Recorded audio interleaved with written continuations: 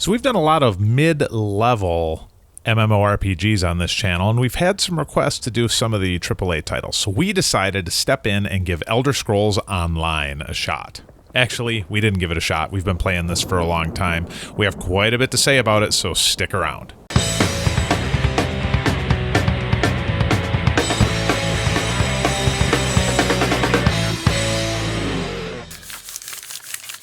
Are you done?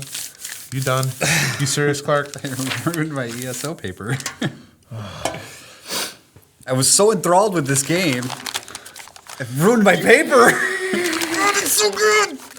Hello, everybody, and welcome to the Thaco Gamers. His name is Matt. And his name is Matt. And this guy and this guy are going to the store later. What the hell? I don't know. Oh, I feel like we should start over, but we can't because we just do this because live! we don't do that. Live-ish. Not live, but live-ish. We do it in one take. So anyways, thank you for joining us today on Thaco Gamers. We are going to talk about Elder Scrolls Online. Or like I like to call it, ESO. Skyrim. What? I don't know. Skyrim isn't it? Spoiler alert, we like this game. So you're going to hear very much. You're going to hear a lot of praise about this. If you don't want to hear praise for Elder Scrolls Online, go somewhere else. Go play. If you want to watch someone, if you want to watch someone talk about a game they don't like, go check out our Lotro video and downvote that. And also, if you want to skip right to the pros and con of this game, you can look below in the description, and I will have a link directly to there, so you don't have to listen to us dote on this game for so long. You can just hear the pros. So good. And cons. So let's start off because we got a lot. We got a lot of stuff that we want to say about this game. A lot to cover about this game. Lots there's of stuff. A lot of stuff in it. So let's go straight to the pros and cons. So let's start with character creation. Matt, what do you think about the character creation in Elder Scrolls Online? Go. I like it. What is wrong? Are we? I don't know. We took meth right before, so we're. No, I'm just kidding. Okay, press on. No, I really like it. I really like the character customization. There's a lot of classes. They keep adding more. Yep. There, you got your little triangle of character awesomeness. Yep. You can make them more heroic. Muscular, thin, strong. Yep. So it's like a slider, but it's like a three-dimensional slide. It's a trider. It's a trider. It is awesome. I like it. It is cool. You can really fine-tune the physique of your character in there, and it's really cool. And some of the games, I guess, have done something kind of like that. Yes. That really good there. Lots of options for your characters. You can have. We had musicians in there one time. One of my characters was Lemmy Kilmeister, and one of yours was Dave Navarro. So, very cool character creation in there. And if you're familiar with Skyrim or Elder Scrolls in general, there's just tons of races in there. And there's a few classes, but what's cool is no matter what class you pick, you still have... You can fine-tune your character however you want. Yeah. You have free reign to make them anything you want. If you want to be the, plate-wearing mage, you can do it. Sword plate-wearing mage. Yep. If you want to be the rogue with heavy armor, you can do that. You can do the, light armor casting rogue with, shadow spells, that kind of stuff. It's super cool. It's all in there. It is. It is so all-encompassing of an MMO. It's amazing. And because of the action combat, they limit you to 2 skill bars, each with 5 skills. And they're based on what weapon you have equipped. So if, like for my character, I have melee and ranged weapons. When I switch to my bow, I have bow and ranged abilities outside of the bow-specific abilities. And when I switch to my melee weapons, I have mostly melee abilities with a heal in there as well. And you can fine-tune that however you want. And it's super cool. And because there's like 10 bazillion skills that you can use, and you can only have 5, no 2 characters are the same.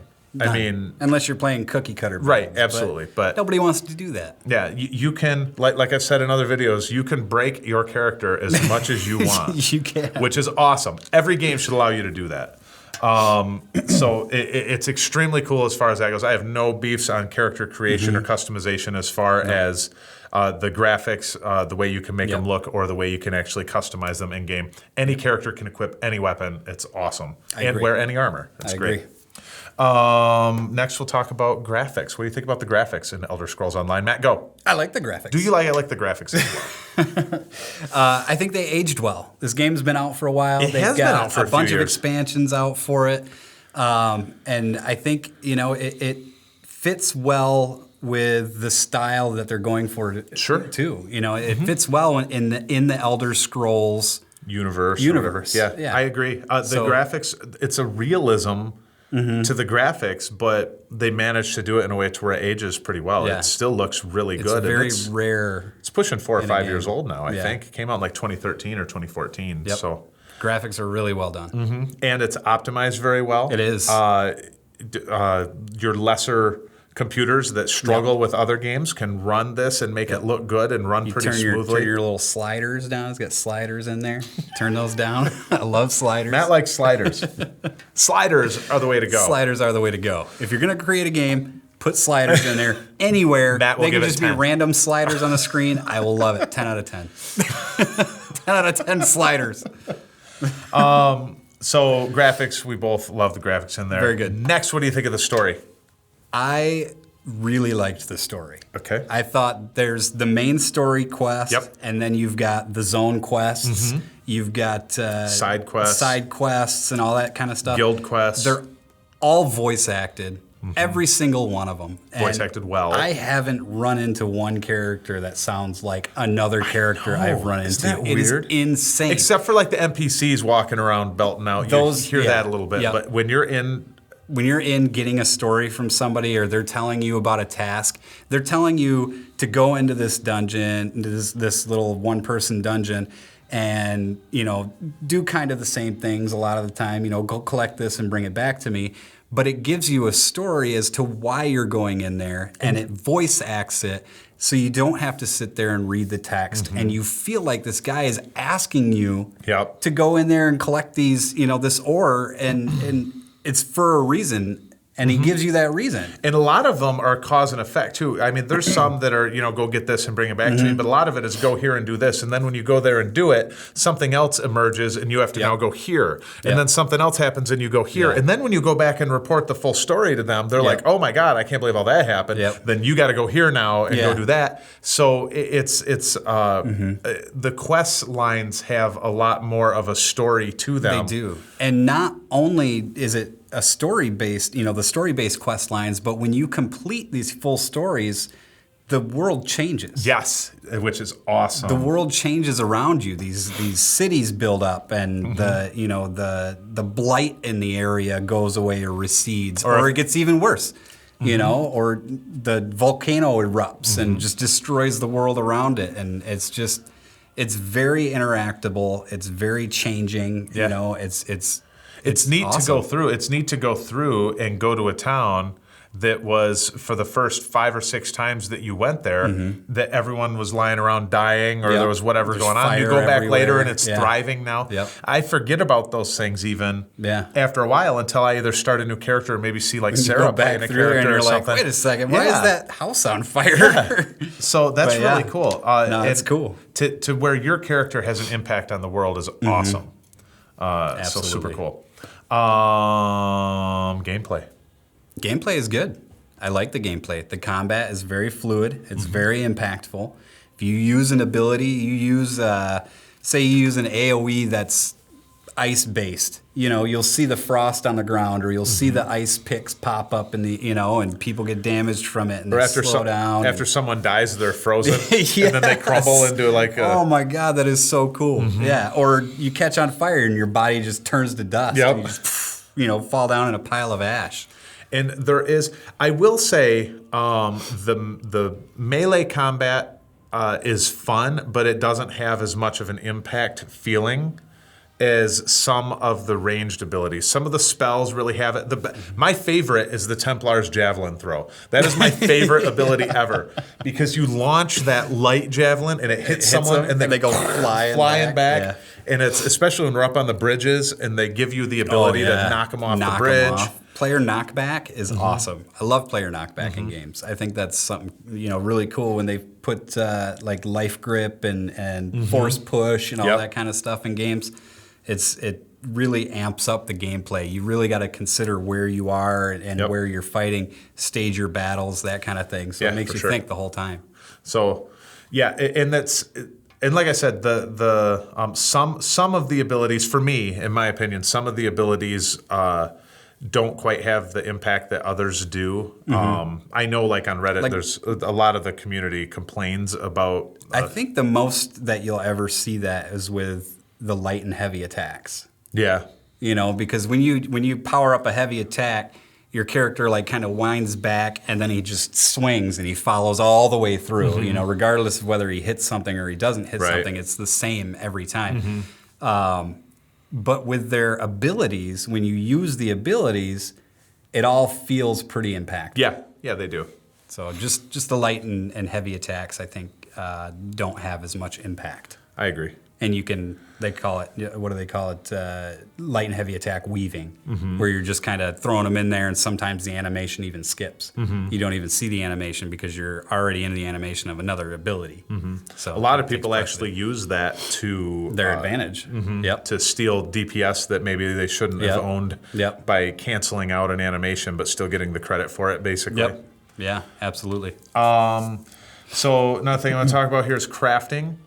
Most games I don't like crafting in. I know in some I do and some I got into it, but this one I actually liked the crafting. This is the only game where I will go back to hometown and go to the crafting stations and spend some time crafting, making things, try to level everything up.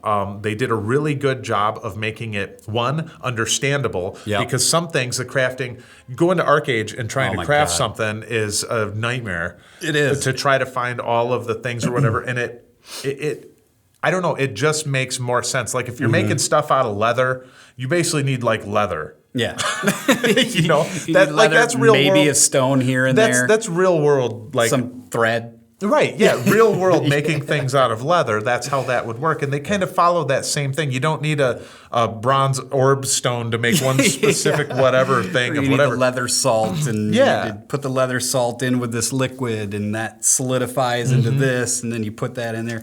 It's not like that. So it's very streamlined. But it takes so much longer to get all of the everything unlocked, like everything that you can do and all the special enchants that you can do. But they make it so easy that the grind is not annoying. It's not grinding. It's really not. It's more time consuming than it is grinding. Yeah, but you go back and you do whatever to research this, or you just have to find something with an ability and then take some time to research it. I think that's really cool too. I do too. You're not going to be able to unlock this skill until you go out and do something. And research it and learn how to do it. That gives you, like, say I want a ring that gives me increased stamina regen or something like that. I'm not going to be able to craft that until I find a ring that gives me increased stamina. Then you research and then I research it, and then over time it unlocks for me, and then I can start crafting that kind of stuff. It's like a progressive, time-consuming way to craft things, and I think that's really cool. Yeah, it is, and it's the best part about it is it's different than every other MMO, and it's super easy, and it still is time-consuming. So when you have the ability to make this thing, sometimes you're the only guy that can do that. Which is cool. So very neat, very neat. I love how they do that. It's probably my favorite crafting in any MMO that I've ever played. That's about all I have for specific subjects. Do you have anything else you want to talk about before we move on to the pros and cons of this game, Elder Scrolls Online? They're releasing a new expansion. They are. We should talk about that for a minute. So Elsweyr? So we will do probably a follow-up video once Elsweyr comes out, but that is coming out this summer. Is it? Spring or summer? Yeah. Yep. And they're introducing dragons to the game. They're introducing the land of Elsweyr, which is what zone was that? That's not Argonians. They were no. I don't know which one that is. It's not the elves because the elves were Somerset, the high elves. Somerset. It's the cats. It's the Khajiit, isn't it? Maybe. I don't know. So we can't comment on that. But but I'll tell you what though, you brought up Somerset and going back to like story for this game. that is one of my favorite storylines in a lot of the MMOs that I've played. I think the storyline for Somerset is amazing. It's awesomely done. It's very well voice acted, very, very good voice acting. The story is very well thought out. I agree. I absolutely agree. So. I loved and Somerset was really good. Morrowind was really good. Even the smaller, like not full expansion, but like DLC stuff they do, like Murkmire or whatever. Yeah. That was really good. And there's no reason to expect anything less from Elsweyr. Yeah. And they're introducing dragons, and they're bringing in a new class, which I'm going to have to start from scratch again and play. Dragons are always amazing in any game, if done well. But they're introducing the Necromancer. So you'll get a follow-up video from us once the Necromancer in Elsweyr comes out, and we will definitely talk about that. We're both looking forward to it. I have a Nightblade max level right now. I'm working a Nightblade and a Templar. I'm working on my Templar. I'm working on my Sorcerer and Dragon Knight. So I have one of every, but yeah. And that's another cool thing about this game is that it doesn't push you to have alts, which is a big thing in MMOs. Like you get your character and they're max level and they're max geared and everything like that. There's still stuff to do. Yes, there's so much to do. So much to do. There's still story. You can get sky shards, which increase your skills, you know, and they're all over the place. There's hundreds of them. Another thing to talk about too is they have your regular dungeons, which are instanced four-man, right? Instanced four-man dungeons. They have non-instanced public dungeons, which you can have any amount of people in there, and you can see other groups going through there. They have non-instanced delves, they're called, which is kind of like a single-player dungeon, but you can also go through there with groups if you want. They usually have sky shards in them, which give you skill points. There is so much, and the delves, just the single-player delves are... The design, architecture, graphics, whatever you want to call it, are so beautiful and amazing and better than the all of the other dungeons and most of the other games that we play. It's amazing. How many times we've walked into a dungeon and stopped to look around and said, "Oh my God, this looks so good. This looks so cool. Look at that waterfall across the chasm, or look at the lights casting." Wait a second, we're underground. Yeah, I know. That one? I was like, "What the heck, dude?" It was awesome. It's so well done. And I have one of each. I have 5 characters, one of each class. I have one max character. Another one's really close, and the other ones are all about halfway up. None of them. They all go play in different zones. Yeah. So each one is experiencing their own story and are. It's not. You're not replaying content for that. No, you're not. You can just go wherever and start leveling. And we have played between all the characters. I haven't come even close to seeing all the dungeons. If you count the public dungeons and delves, we're maybe 5% in with all that. And then they have the DLC dungeons. Yes. Every DLC that they come out with, they release 1 or 2 dungeons for it. Yes. And as far as I've heard, the ones that I haven't done ton of delves are really, really good. Yes, and a ton of delves in the area, and a ton of public dungeons, and. It's and even group content outside, like Craglorn, and so this game has got tons. It's got tons of content. A lot of stuff. Player housing. God damn it! I go into a WoW dungeon and I kill the last guy. He gives me a piece of loot. I go back and do it.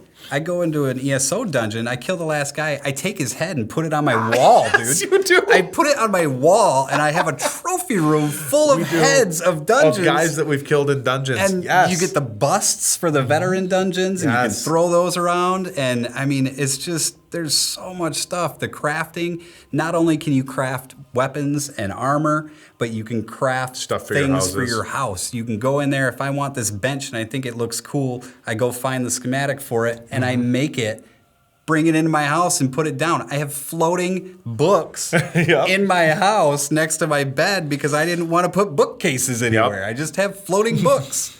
I've got a talking skull in my house that will talk to you and tell you jokes. It's amazing.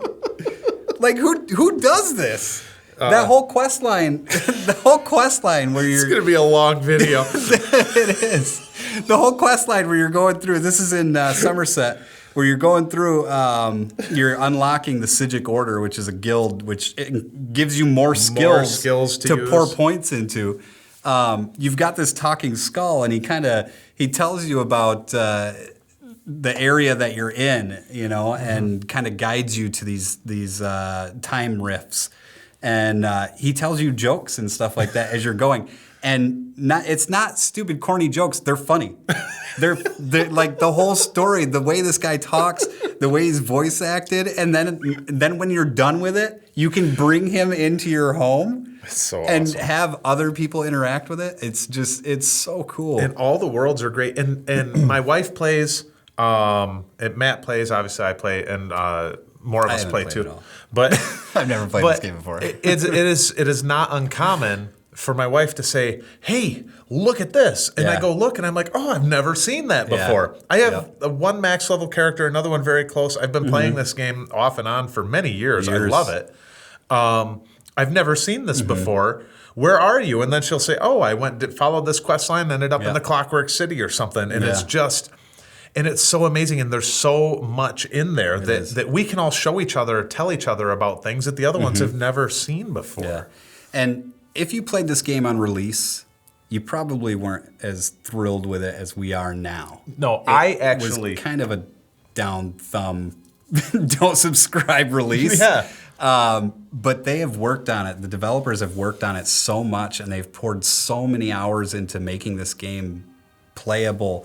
And they did it so well. They did. That the release, I mean, if you played it in release and you gave up on it and you're back playing WoW or you're back playing SWTOR or Black Desert or anything like that, go back and give this game another shot. Give it another shot. It's completely different. It is so good. Mm-hmm.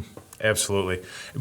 I actually, as I would say an Elder Scrolls fanboy, Chad used to joke around that I had Todd Howard pajamas that I would wear, which is not the case, obviously. But if that gives you any kind of an idea of how much I loved, Morrowind is one of my favorite games of all time. Oblivion was amazing. Skyrim, obviously, everyone knows about that. And if you've played those games and you like that area, it's in the game. It's in there. In there. Yes. All of Cyrodiil is in there from Oblivion. All of Morrowind is in there. Not all of Skyrim, but a big portion of Skyrim. Cyrodiil. Oh, and Cyrodiil is a non-stop PvP. Is awesome. I love it. You've got a zone that you can go to. 3 factions. It's gonna be a long video. It's gonna be a long video. That's all right. 3 factions duke it out in this massive area. You've got keeps and towers and castles. Epic battles. You've got the Elder Scrolls that you can go capture that give your faction buffs and bonuses. You can crown an emperor. Yes. You can take control of all of the surrounding cities or all of the surrounding keeps around Cyrodiil, the White Tower, or whatever they call it, and you can crown somebody in your faction to be the emperor, giving them insane buffs. Isn't it? It's the most, when you get the emperor, you get a new skill tree, I believe, and also you get the title emperor. Yeah. And it lasts for a certain amount of time. I don't know if it's a month or whatever. And isn't it I don't know exactly, but During isn't it that war. Isn't it like the most points, like the equivalent of honor points or whatever that you get throughout that? Yeah. And then after you are no longer emperor, you get to keep the title of former emperor and you keep the skill tree. Yeah. Which is awesome. I think that's sweet. So, I mean, you can be you can go in and you can just be a soldier in these wars and then, if you put in your effort, you're rewarded for it. Yeah, absolutely. I could go into a WoW battleground 1 billion times and still not have the reputation for frickin' darnassus to, go buy some piece of gear that's obsolete. Right. Now. This gives you a skill tree that you can use wherever you are, whenever you are, in any of the expansions, and still have, a viable option to throw points into. Yep. It's crazy. Yeah. No, I totally agree. Is there anything else? We have pros and cons. I'm totally fine. Dude, if we got more stuff we got to talk about. Vampires and werewolves. Oh my God. Okay, so you can become, if you get bit by a vampire, you can become a vampire. If you don't get it cured, if you get bit by a werewolf, you can become a werewolf. Yep. They give you another skill trees that you get, another ultimate ability. All of your different guilds, your Mages Guild, Fighters Guild, Thieves Guild, Undaunted. You've got your the assassin one. What is that? Dark Brotherhood. Dark Brotherhood. All of that stuff gives you skill trees that you can use to increase your sneaking ability if you want to be roguish. You know, walk around in the shadows and assassinate people. Yep, you can assassinate NPCs. You can lift. You can rob stuff from NPCs. They've added the one-shot kill, cinematic when you go sneak slit up. their throat, or you oh my God, grab these their things are ankles and yank them down and stab them in the back. brutal. These things are just brutal, but they're amazing, and Yes. it doesn't stop the gameplay. Oh, it's awesome. It's just so well done. And other people see it too. Yeah. They get to see your little it's from cinematic the when side, you do it. dude. It's so cool. It is. I don't know, man. There's just so much stuff. Well, okay, here's what we'll do is we're going to talk about the pros and cons now. And then from there, if you guys have anything that we missed, because there's so much that we totally could have missed, go ahead and go into the comments down below. Let us know what we missed, what you like about it, whatever else. And if your mouse is down there, hit that little thumb. Yeah, you might as well. Either one. You're already here. But if there's anything we missed, let us know. And if there's anything you disagree, because I know there's people that don't like this game, obviously, because it's not the most popular MMO out there. It's one of, but it's not the most. It will be. Mark his words. So let us know if there's anything that we're missing or anything else that you have to say about it. We're going to move on to pros and cons. Matt, you go first. What is your pro? Also, we typically limit our pros. When we do our pros and cons, we say pick 3 pros and 3 cons. We force ourselves to come up with 3 cons. We force ourselves to come up with 3 pros. Yep. To the best or to limit ourselves to 3 pros if we need to. So, okay. Pro number 1. Graphics, gameplay, character customization. That's all one. It's all one. I have, under the same one, I have graphics, dungeons, and atmosphere. So yeah, well, yeah. At least yours fit together. So the graphics in general are awesome. I have had more fun in ESO than in any other game. Just single or multiplayer that I have ever played. These are bar none the best looking and coolest, best designed dungeons in any game I have ever played. Yeah. Just taking my time, going through a delve slowly and looking at everything around, or how the shadows cast onto the wall, or the everything about it for me is amazing. Huge pro. And I took those things and kind of grouped them together: graphics, dungeons, and atmosphere in general. Especially the newer areas. All of those. Yes. My second pro is the depth of the game. The massive amounts of skill trees. I got that. There's so much to do. There's, the crafting takes time, but it's fun. Just combat, PvP, PvE. It's all really well done. The stories are really well done. Everything. The depth of the game is just immense. I absolutely agree. I have, for my second one, those are cons. That makes less sense. Okay.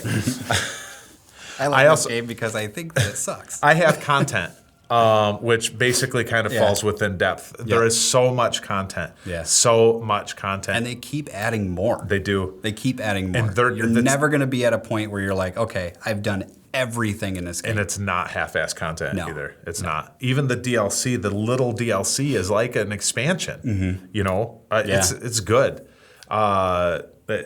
So that content, lots of content. And that being said, it's said.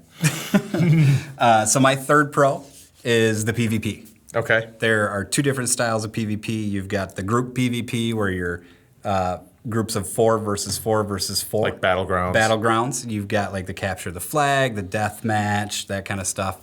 It's all really well done. Then you've got Cyrodiil, which are the massive battles. Realm versus realm. Realm versus realm. Or faction, based on whatever you want to look at it by. It's all really well done. There's sieges. You get siege equipment, catapults, ballista. You can even bring a forward base camp out there and have people spawn from it if you want to. Or even defending your castle, like all the archers up on the ledges of the castle, and then they storm their way in and stuff. Very cool. It's awesome. It's very well done. It's very Lord of the Ringsy to watch it. Like, to watch not the game, the movie. It's very much like the Lord battles of the Rings, in the movie, The Lord of the Rings. It is nothing like Lord of the Rings Online. It is the Battle of the Three Armies. So, the last one I have, which I knew you would not put on here, but I think this is something that should be said, is this game is controller friendly. Yes. Now, for a lot of people who play PC, this doesn't necessarily matter to you. If for whatever reason you stumbled across this and you're a PS4 or Xbox user, it's totally playable. I've played Terra is supposed to be controller playable. It's horrible.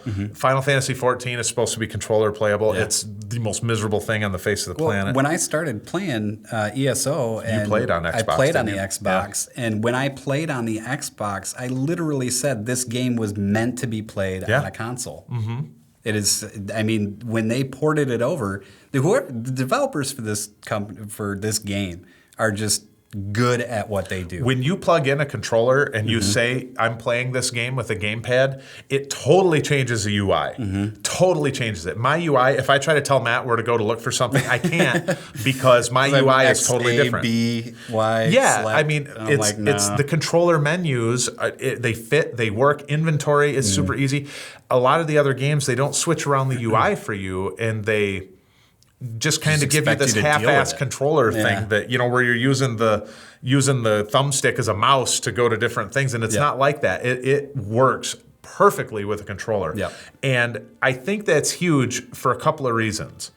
One, some people like to play games with controllers. Right. But I have a Steam link where I can stream a game from my computer to any television in my house.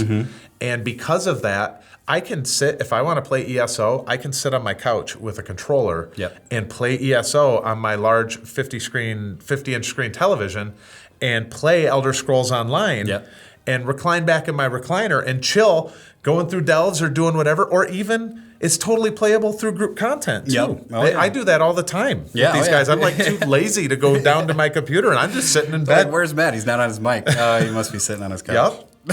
He's laying in bed. Yeah, I do. I lay in bed and play too. So that is huge. That is a huge thing because a lot of games that say that they play with a controller on the PC really don't. And no MMOs have nailed it. Some have kind of maybe made half-ass come close. Elder Scrolls is 100% perfectly playable, 100% all the way through with the controller. And it does not at all feel like that you are limited in your gameplay ability or anything else, which is awesome. Right. Even though when I'm at the computer, I still typically use keyboard and mouse, it's nice to be able to plug in a controller. If I want to lean back and prop my feet up or whatever, I can. Yep. So agreed. That is a huge, huge plus. Now for the tough part. Yes. We're going to move on to the cons. So try. We were reaching for cons. I was reaching for cons. We were actually in the deliberation room talking about, like, I can't come up with any cons for this game. Yeah. But we tried.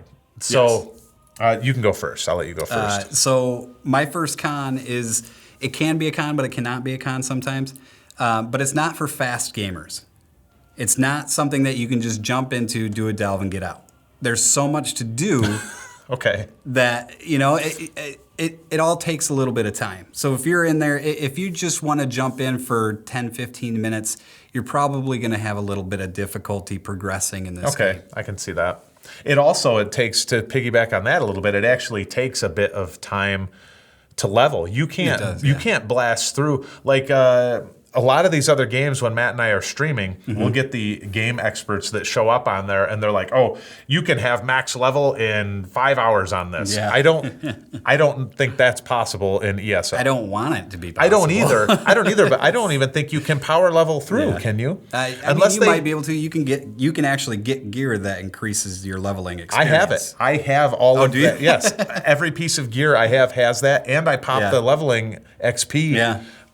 Potions before I go into dungeons for my high XP. You get a lot of extra XP for your first random dungeon of the day or whatever. Even when you're done doing that, your leveling experience doesn't stop. Right, sure. Because you get your champion points. Yes. Which extends your leveling experience. And goes for a long time. It goes for a long time. We're talking 810.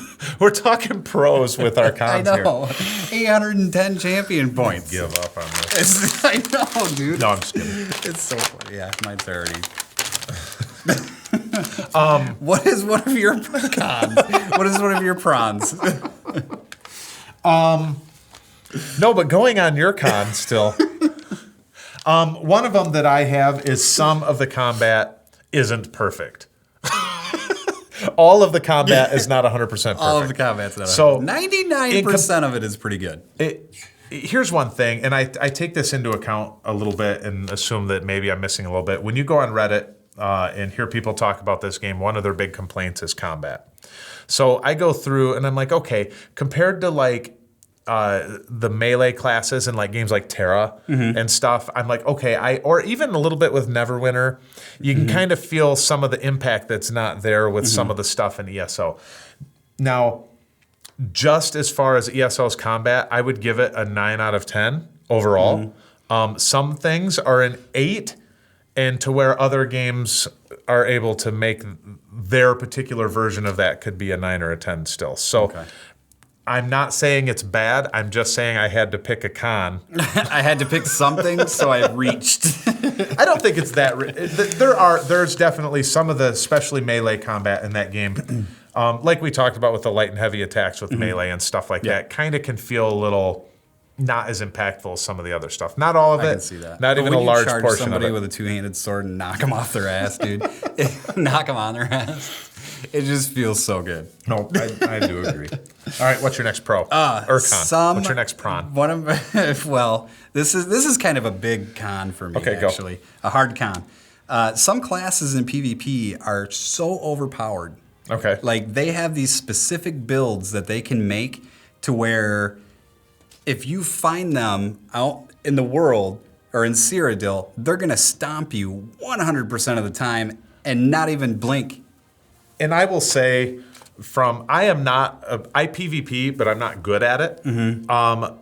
Matt is good at PvP in most of the games that we do. This game gave me an aneurysm trying to figure out its PvP combat. So I can, not from experience, but from knowing that you wreck people when we play PvP in games, there's some clout to that. Dude, it's rough, man. Like, you get, like, specifically, you take a Dragon Knight and you do this, they call it a Magicka build. You're virtually indestructible. Yeah. You can run around in Cyrodiil almost on your own. If you have a healer with you, you can take over keeps by yourself. It's ridiculous. Like, you'll literally have to have 20 or 30 people fighting you for a good 2-3 minutes before you die. And then you just respawn and you're right back in there. Yeah. But, I mean, some of the classes can be super overpowered, specific builds, that kind of stuff. So that would be a hard con for me. Okay, I can see that. My next con is, and this was really an issue early on in the game. They have fixed a lot of it now, but you still will notice this as a new character starting out, and that's the phasing. They had some issues early on in the game where if you're playing in groups and you go through a quest, someone can finish a portion of that quest and you haven't found the last orb yet or something, and they phase out and disappear. Yeah. And then you're by yourself doing this, and then you find it and you phase into where they are, and they're already fighting a boss. And it's... Yeah. And it got to, that was actually what made me quit the game when it first came out. Right. I played this game in beta, and I played it on release, and when Sarah and I kept constantly phasing out from where the other one was at, I finally just threw my hands up like, this is so annoying. Since then, they've worked on it. They have, and absolutely. It's much less noticeable, but it can still be there. Yes. There is a little bit when that happens, but early on it was really bad. And if you go to some of those early zones, they haven't fixed that entirely yet. So you will notice some of that. Yep, I agree. What's your next con? My last con is that I can't think of another con for this game.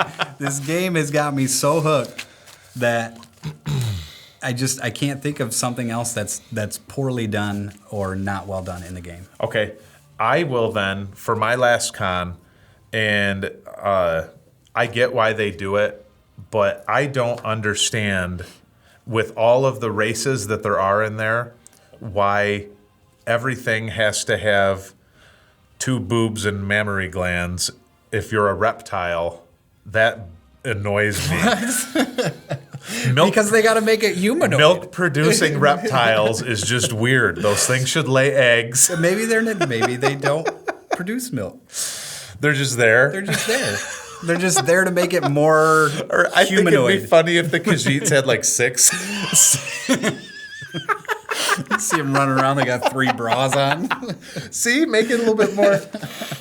No, I get it. I know think why that they would take do away it. a little bit more from the real. I know why they do it because people want to have humanoid-looking aesthetic, cats yeah. and humanoid-looking, and they need the Yeah. armor to be able to switch back and forth. So I do think the male Khajiits look pretty sweet, though. They do. look like lions with their manes. And all of everything. them look. Oh, they Everything look so cool. looks awesome. I play my main is a Argonian Nightblade. Yeah. I love that Argonian. He's cool looking. Yep. So, no, not really a con. Just something that I noticed, and I've always like, well, this is weird. Just a little weird. A little boobed. Just boobs on female lizards is Maybe just there's strange. lizards around that do have boobs. You just haven't seen them yet. So what is your rating out of this game, Matt? Now we move on from the pros and cons. We go to the rating- ratings of the games. What does Matt think? Go. My rating out of 10 is a 9.5. There you go. I will give it 2 Khajiit plate wearing mages, 3 skooma dealers, 3 factions, and 1 emperor to rule them all. I also gave it 9.5. Well, I give that 1.5. Huh? Emperors to rule them all. 1.5. I actually gave it a 9.5 as well, and I gave it 9.5 reptile human hybrids. Reptile human hybrids. So that's all we have to say about ESO. This thing only ran, oh my God, quite a while. That's the second. So what, 26 and 30, 45, or at minutes? least at 45 around there, something like that. But thank you guys for sticking around for this video. I think it's our longest one since Arc Age. Yeah. But we definitely like this game. If you have anything you'd like to say about the game or something that we missed, or because there's so much that we totally could have, go ahead and talk about it in the comments down below. Feel free to leave a like or subscribe. Feel free to check out some of our other videos where we talk about MMOs. Feel free to check out some of our VR stuff. Yeah. Feel free to check out some of our Comet Wars things that we have. Feel free to check out some of the stuff where we talk about Arcade 1-Up. Feel free to check... Anyways, thank you for joining us. Just feel free. Feel free. Feel free. And we are done. We are done with this. We'll see you guys later. Oh, I keep throwing it at them. Didn't even come close. We're out of here. Peace. I don't know what's going on.